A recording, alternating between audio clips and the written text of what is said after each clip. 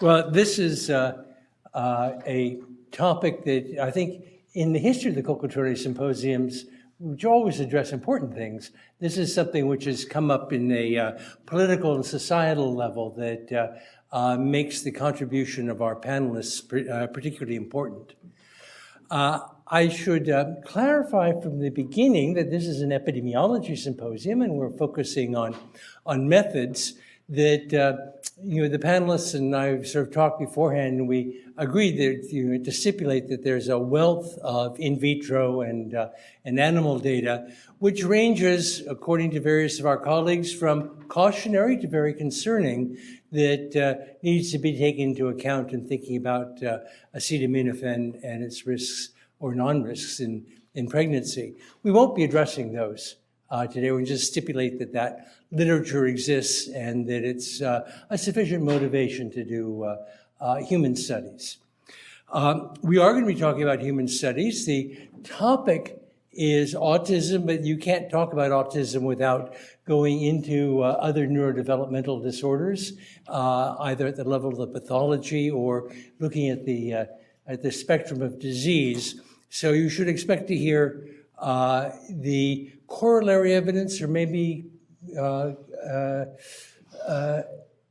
actual contributing pieces of information by considering other disorders.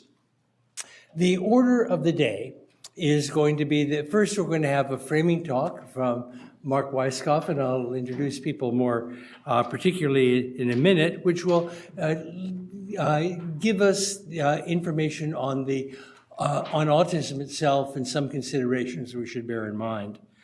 That will be followed by a review of the literature by Krista Hubrechts, who will take us through all this range of study designs that have been applied. One design that has been particularly in front and center recently has been the sibling match designs, which is part of a big Swedish cohort study. And we're fortunate to have the senior author from that study, Brian Lee, who will give a talk following Krista's on specifically focusing on sibling match designs. And finally, Sonia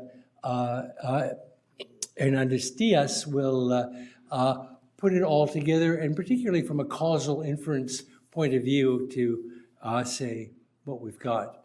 After each talk, we'll have a couple of clarifying questions.